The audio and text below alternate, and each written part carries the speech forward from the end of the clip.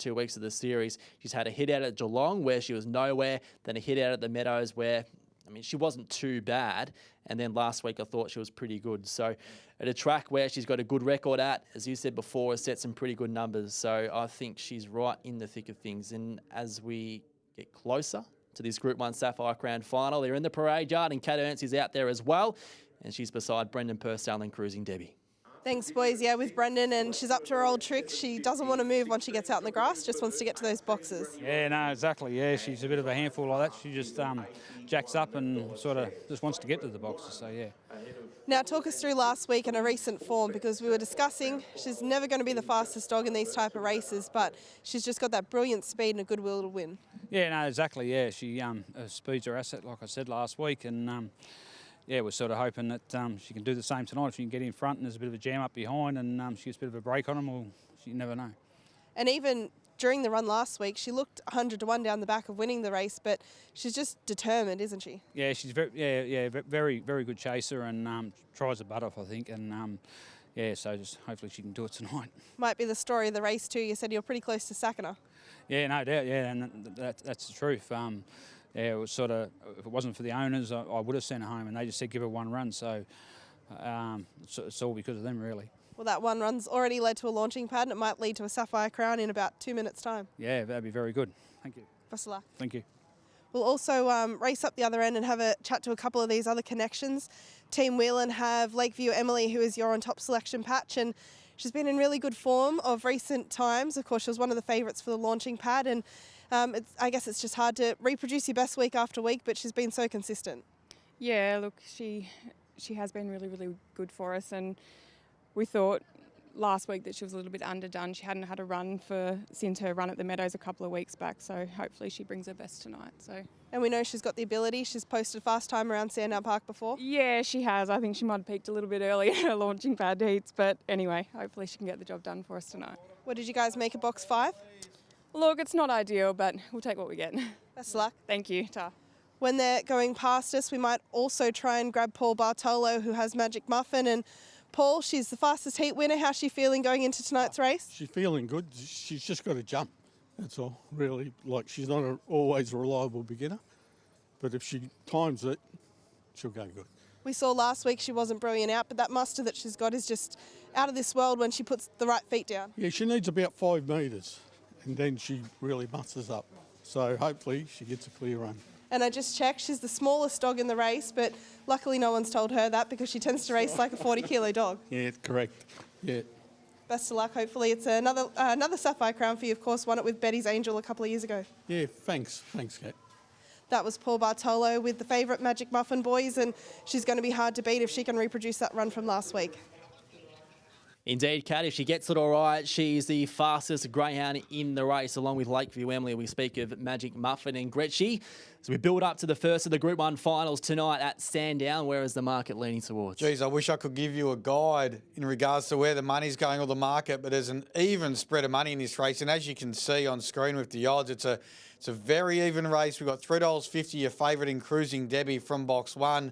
So I can't give you a market lead patch, but I'll try and tip you anyone here. I'm with Magic Muffin from box 4. I think she'll sit outside Cruising Debbie in that run to the first turn, be too strong race late and get her redemption for running second in this race last year. So Magic Muffin on top for me. Open contest. I'm with Lakeview Emily. I think she can replicate the form that she showed here at Sandown through that launching pad series. It's a great race, this one. It has been for years. The winners since 2020, Black Opium, Quara Bale, Wow She's Fast, and last year, Baby JC. Who will it be in 2024? Let's find out. Here's Dan.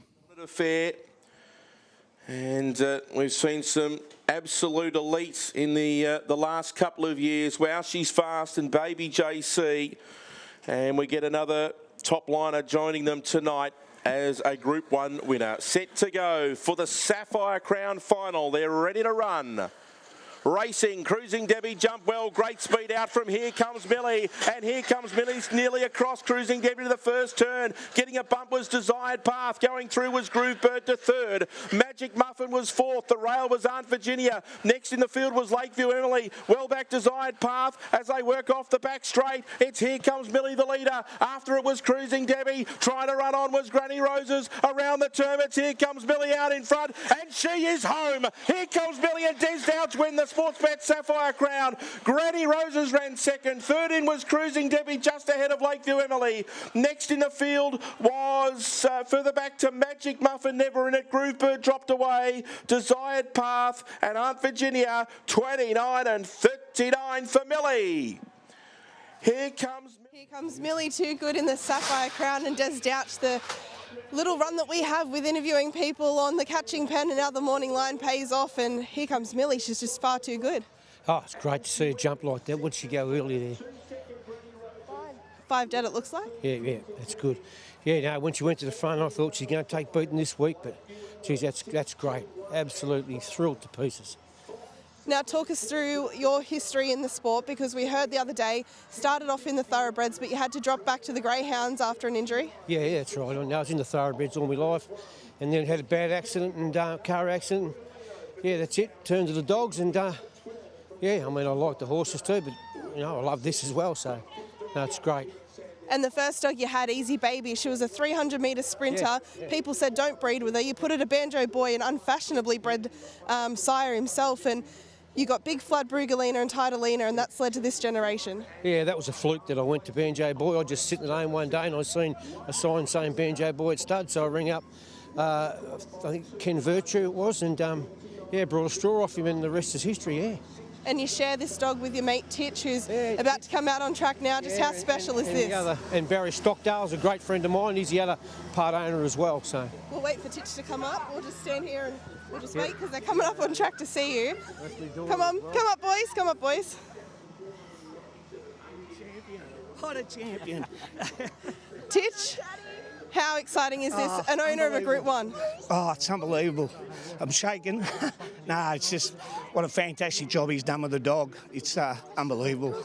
Yeah. Now, talk us through your history in the sport, because you got involved through Des. Yep, got involved with Des. We had a couple of horses and become really good mates. And yeah, we got a couple of dogs with him, and we've got 10 together now and become great mates and just have fun. Yeah. Now, she's always been a good girl, this one, but she's been racing at the top level and just hasn't had any luck in these type of races. But to win a Group 1, what is that like as an owner? Oh, look, it's unbelievable. Like, you come here just dreaming that you're going to win, and she's always thereabouts, can't draw a box, and tonight she's come from 6 and just creamed them. What were you thinking during the race? I was having a heart attack. I was yelling. Could you hear me? Everybody else could. Yeah, it's unbelievable. Well, you look like you're about to burst into tears, and I can understand why. Yeah, and me mate here, Darky, we're partners, and yeah, we're just having a ball. Desi's a great bloke. Well, it's all friends, all family involved in the greyhounds, and it might not end now, because you've got Here Comes Artie going around in the next. I'm in the next one as well. How good would that be?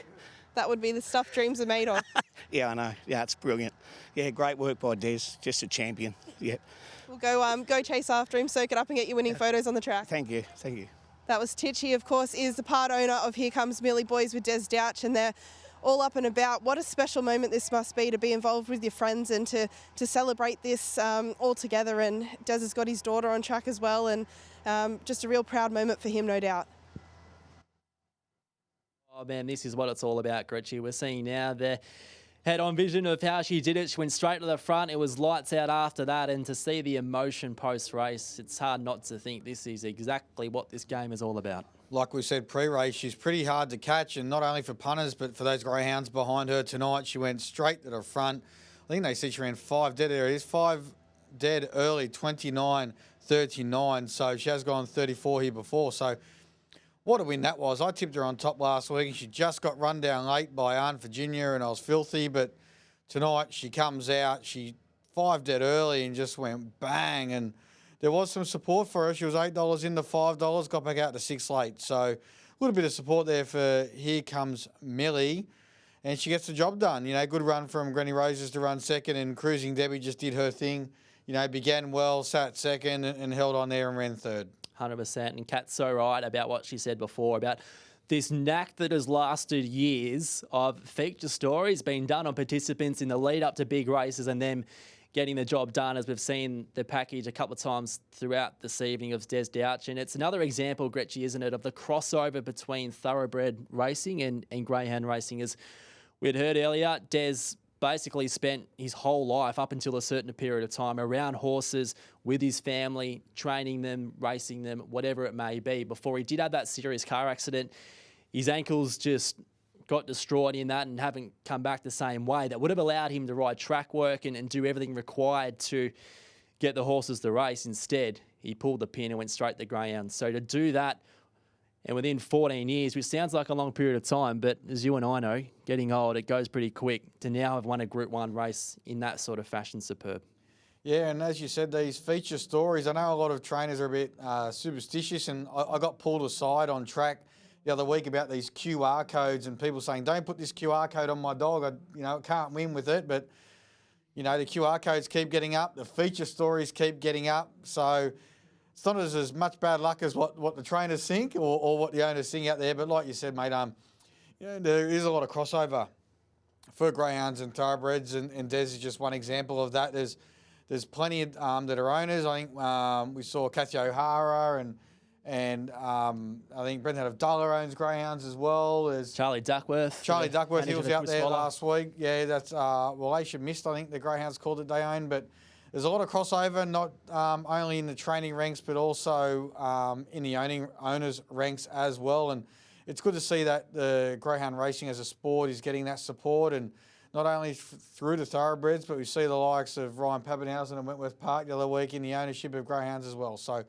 it's a sport that deserves all the support it can get from all the participants, and it's good to see some crossover from the likes of thoroughbreds, rugby league, and AFL as well. That it is. We'll stick with these pictures for just a moment before we start to hone in on the Harrison Dawson, and before that, a chat with Neil Brown that Kat did last week here on track. But she's good, Gretchen. I said before that I was a fan of her late last year. I was then critical of her that she didn't take that next step that was probably expected of her in the races that she was in, the way that she performed, but no bigger way to do it than in the Sapphire Crown. Yeah, most definitely. She's been racing in top-class races and in great company, and has been mixing form. And like we've said, she's been pretty hard to catch. And again tonight, she was $6, probably the right price to find out. And like we said, it was a very open Sapphire Crown with your favourite jumping was Cruising Debbie at $3.60. So a very open race, but she jumped well. I don't think she was going to get caught once she jumped running that 5 dead. So congratulations to Des, and here comes Millie and all the owners there, and it was good to see them just coming on track tonight, and good pictures there and good interview there from Kat. Exactly what it's all about. Here comes Millie and Des Douch, and everyone involved are the winners, the Sapphire Crown at Group 1 level for 2024. We now turn our attention to the Group 1 Harrison Dawson final. In the meantime, an interview with the chairman of Sandown Park, Neil Brown, done by Kat Ernst last week.